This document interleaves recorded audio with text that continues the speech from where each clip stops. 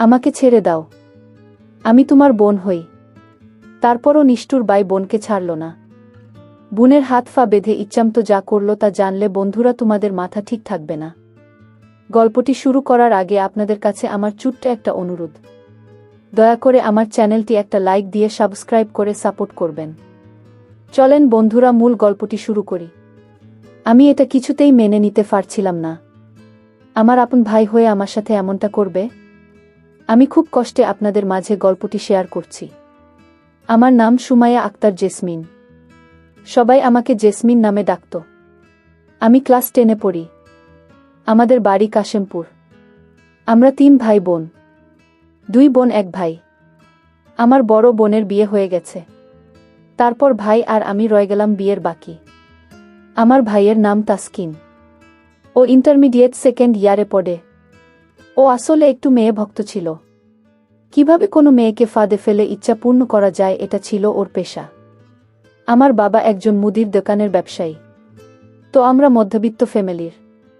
আমার আম্মু ছিল হাউস ওয়াইফ। তো হঠাৎ আমার আম্মু কিছুদিন যাবত অসুস্থ ছিল। তাই ঢাকায় অনেক চিকিৎসা করা হয়েছে, কিন্তু কোনো উন্নতি হয়নি। তাই উনাকে নিয়ে ইন্ডিয়া যাওয়ার কথা বলল ঢাকার ডাক্তাররা। তো হার্টের সমস্যা ছিল। আম্মুকে নিয়ে আব্বু 15 দিনের জন্য ইন্ডিয়া চলে যায়। বাসায় শুধু আমি আর আমার ভাই। আমার ভাই টুকটাক নেশা করত। তবে আমরা ভাই বোন খুব ফ্রি ছিলাম। রাতে আমি নিজে রান্না করলাম। তারপর যখন রাত 10টা বাজে তখন আমার ভাই বাইরে থেকে বাসায় আসলো। খাওয়া দাওয়া শেষ করলাম। তারপর আমি আমার রুমে গিয়ে শুয়ে পড়লাম। কিছুক্ষণ পর ভাইজা আমার রুমে এসে আমাকে বলছে, "কি রে, তোর খবর কি?" আমি বললাম, "কি ভাইজা?" ভাইজা বলল, "তোর কি অবস্থা?" আমি বললাম, "ভালো, কিন্তু ভাইয়ার চোখের দিকে তাকালে মনে হয় কিছু একটা আমার কাছে চাইবে।" আমি বললাম, "ভাইজা কিছু বলবে, আমি শুয়ে পড়ব।" ভাইজা বলল, "না, তেমন কিছু বলবো না। বলছিলাম যে তোর বান্ধবী বিউটি খুব সুন্দর। ওরে দেখলেই আমার খুব সুটসুটি লাগে," এই বলে হাসছে। আমি বললাম, "যাও ভাইজা, এখন ঘুমাবো, এসব কথা বাদ দাও।" কিন্তু ভাইজা রুম থেকে বের না হয়ে আরও আমার পাশে এসে হালকা করে জড়িয়ে ধরে বলল, "আরে পাগলি, আমি তোর সাথে দুষ্টামি করছি।" আমি তখন বুঝতে পারছি ওর মতলব খারাপ। কেমন জানি ভয় ভয় লাগছে। মনে মনে চিন্তা করলাম আসলে ওর সাথে কৌশলে কাজ করতে হবে। আমি বললাম, "ঠিক আছে ভাইজা, বিউটিকে আমি ম্যানেজ করে দেব, এখন তুমি যাও। তোমার রুমে গিয়ে ঘুমাও।" কিন্তু ও কিছুতেই যাচ্ছে না। শুধু টেপ টেপ করে আমার দিকে তাকিয়ে আছে। আসলে কি বলবো, নিজের প্রশংসা নিজে করতে নেই।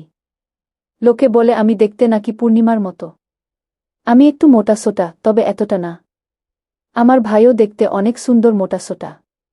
কিন্তু আমার ভাইয়ার চরিত্রটা ভালো ছিল না। কি আর বলবো। তারপর ও আমার পাশে প্রায় 1 ঘন্টা যাবত বসে আছে, কিছুতেই যাচ্ছে না। হঠাৎ করে আমি বললাম, "লক্ষ্মী ভাইয়া যাও, আমার খুব ঘুম পাচ্ছে, কালকে আমি তোমাকে সময় দেব।" তখন ভাইজা আমাকে বলল, "ঠিক আছে" বলে চলে যাব। আমি তো আশ্চর্য হয়ে গেলাম, ভাইজা একই কথা বলে। তারপর দেখতে পারলাম ও খুব ইমোশনাল।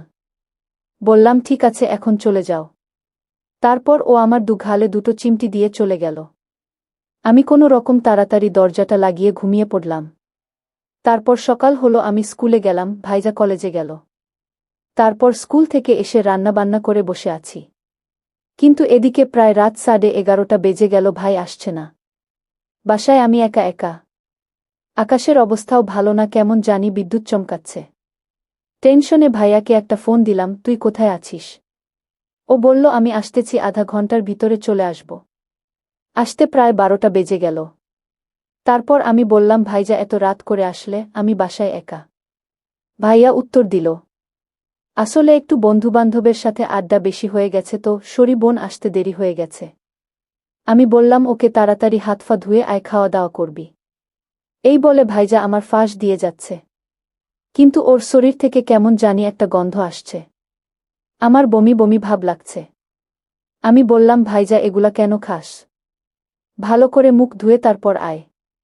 ভাইয়া মুচকি হেসে বলল, "তোকে জ্ঞান দিতে হবে না।"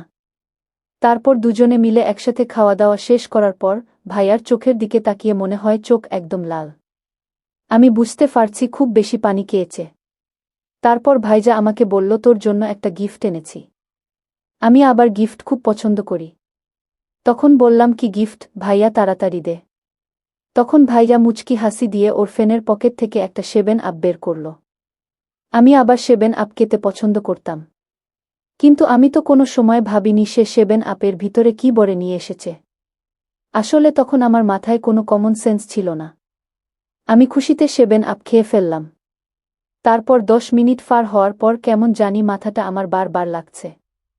তখন আমি কিছুটা অনুমান করতে পারলাম, ভাই 7 আপ পানির সাথে মনে হয় কিছু একটা মিশিয়ে নিয়ে এসেছে। তারপর প্রায় 20 মিনিট পর দেখছি আমি দাঁড়িয়ে থাকতে পারছি না। বললাম, ভাইজা আমার শরীরটা ভালো লাগছে না, আমি শুয়ে পড়লাম। এই বলে তাড়াতাড়ি আমার বিছানায় গিয়ে শুয়ে পড়লাম। দরজাটা বন্ধ করব সেটাও সাহস পাচ্ছি না, কেমন জানি অচেতন হয়ে পড়ছি।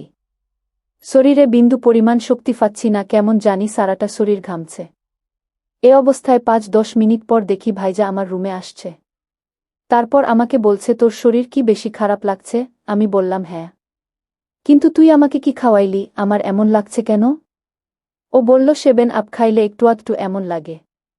আপনারা জানেন প্রত্যেকটা মানুষের কিন্তু ইচ্ছা আছে, আর সেখানে যদি খেলা করার কোনো ওষুধ খাওয়ানো হয় তাহলে বুঝতেই পারছেন কি হয়। আমার এমন লাগছে যেন আমার শরীরে আগুন জ্বলে উঠছে। এই মুহূর্তে আমার মন চাইতেছে যে কোনো একটা ছেলের সাথে আমার কিছু একটা করা উচিত। কিন্তু আমি নিরুপায় হয়ে বললাম, ভাইজা তুমি চলে যাও, আমি একটু ঘুমাবো। ভাইয়া তখন আমাকে বলল, তুই শুয়ে পড়, আমি তোর মাথা টিপে দিচ্ছি, ভালো লাগবে। আমি বললাম, আচ্ছা। তখন আমি শুয়ে পড়লাম, ও আমার মাথা টিপছে, খুব ভালো লাগছে। হঠাৎ ভাইয়া উল্টা পাল্টা কিছু করার চেষ্টা করছে। আমি লজ্জায় গা জারা দিয়ে উঠে বসলাম। আমি বললাম, কি করছিস ভাইজা? ভাইজা আমাকে বলল, তুই চুপ করে থাক, আমি তোর ঘুমের ব্যবস্থা করে দিচ্ছি। হঠাৎ এমন বৃষ্টি ঝড় বাহিরে। এমন অবস্থায় আমি খুব ভয় পাচ্ছি। মনে হচ্ছে রুমে একা একা থাকতে পারব না। তারপর আমি ভাইয়াকে বললাম, ভাইজা তুই আমার সাথে আজ রাতে থাক। তখন ভাইজা খুশিতে মুচকি হেসে আমাকে বলল, ওকে বোন, কোনো সমস্যা নেই, আমি তোর পাশে আছি। এই বলে আবারও কিছু উল্টোপাল্টা কিছু করছে। আমি বললাম, এ কি করছিস ভাইজা, আমি না তোর বোন। ভাইজা আমাকে বলল, তুই চুপ করে থাক। এই বলে ভাইজা আমাকে নিয়ে বিছানায় শুয়ে পড়ল। আমি তো 100 থেকে 100 গরম হয়ে গেলাম। তারপরও আমি ভাইজাকে বললাম, এসব কি করছিস, তুই যা তোর রুমে গিয়ে ঘুমা। কিন্তু এই মুহূর্তে ভাইয়ার এমন অবস্থা, আমি যদি ওকে জোর করি তাহলে ও যাবে না। এদিকে আমার অবস্থা খুব খারাপ। তারপর ওকে হাতে পায়ে ধরে বললাম, ভাইজা প্লিজ আমাকে ছেড়ে দে, কিন্তু ও আমার কথা কিছুতেই শুনল না। আমি এত করে বারবার বলছি, প্লিজ ভাইজা প্লিজ আমাকে ছেড়ে দে, তুই চলে যা। কিন্তু ও আমার কথা কিছুতেই শুনছে না, বরং আরও জোরে জোরে খুবই ব্যথা পাচ্ছিলাম। কিন্তু ভাই আমার কথা শুনল না, বরং আমাকে বলল, তুই চুপ করে থাক, আমি চলে যাব একটু পর। আমি বললাম, আমি না তোর বোন। তাহলে তুই আমার সাথে এমন করছিস কেন? ভাইজা বলল, আজকে তুই আমার শিকার। আজকে তোকে আমি চকলেটের মতো কোব। কিন্তু আমি খুব উল্টোপাল্টা মোচড় দিচ্ছি, কিন্তু কিছুতেই ওর সাথে পারছি না। তারপর কি করল, ও আমার ওড়না দিয়ে আমার 2টি হাত বেঁধে ফেলল। আমি ভয়ে চিৎকার শুরু করলাম। কিন্তু বাহিরে এমন ঝড় বৃষ্টি, আশেপাশের কোনো মানুষ যে শুনবে সেই অবস্থাটুকুও নাই। তারপর এভাবে ও আমাকে প্রায় 30 থেকে 40 মিনিট। এদিকে তো আমার হাত বাঁধা, আবার নতুন করে আমার ফাগুলো বেঁধে ফেলল। তারপর হঠাৎ করে ভাইজা ওর মোবাইলটা হাতে নিল এবং ভিডিও করতে লাগল। কিছুক্ষণ ভিডিও করে তারপর মোবাইলটা রেখে আবার শুরু করল। উফ, কি ব্যথা, আমি সহ্য করতে পারছি না। তারপরও মনে মনে ভাবলাম, যা হওয়ার তো হয়ে গেল, আর তো কিছু বাকি নাই। তারপর আমি বললাম, ঠিক আছে ভাই, আমার হাতের বাঁধন খুলে দে, আমি তোকে আর বাধা দিব না। তারপর ভাইয়া মুচকি হেসে আমার হাতের বাঁধন খুলে দিল। ও যেভাবে বলেছে সেভাবে দিতে হয়েছে। আর কি করব, আজ বাঘের মুখে পড়ে গিয়েছিলাম। এমন অবস্থা ছিল, না করতে পারছিলাম না। আর বলছে, তোর ভিডিও আমার কাছে আছে, এটা দিয়ে তোকে ফাঁসাতে পারব। তাই বলছি, আমার কথা শুনলে তোর জন্য ভালো হবে। কি আর করা, আবার বাধ্য হয়ে ওর তাল গাছটা চুষতে চুষতে আবার ওর তাল গাছের জল বের করলাম। তারপর ক্লান্ত হলো এবং ও আমাকে শর্ত দিয়েছে, বাবা মা আসতে প্রায় 20 থেকে 25 দিন লাগবে। এই কয়দিন প্রতিদিন রাতে ওকে মিনিমাম 2 বার। বন্ধুরা, এমন অবস্থায় চলতে লাগল। এখন আমি কি করব ভেবে পাচ্ছি না। আপনারাই বলেন, আমি এখন কি করব? যেখানে ভাইয়ের কাছে বোনের নিরাপদ নেই সেখানে কি করার আছে? আজকের এই ভিডিও থেকে শিখতে পারলাম, আপনারা যারা বিশেষ করে মেয়েরা আছেন, সচেতনভাবে চলা উচিত। বর্তমানে দেশের অবস্থাও বেশি একটা ভালো যাচ্ছে না। তবে আমার জীবনে একটাই ভুল ছিল, সেটা হলো ভাইয়ের দেওয়া 7 আপ। এই 7 আপ খাওয়া আমার জীবনে ছিল চরম অপরাধ। তো বন্ধুরা, আপনারা কেউ আমার মতো এমন ভুল করবেন না, যে ভুলে সারা জীবন মাসুল দিলেও শেষ হবে না। তো বন্ধুরা, আপনাদের সুস্থতা কামনা করে আজকের মতো ভিডিওটি এখানেই শেষ করলাম। আর যদি ভিডিওটি দেখে যদি ভালো লাগে, তাহলে চ্যানেলটি সাবস্ক্রাইব করে পাশে থাকুন, যাতে সবার আগে আপনি মজার ভিডিও দেখতে পান। এতক্ষণ ভিডিওটি দেখার জন্য আপনাকে অসংখ্য ধন্যবাদ।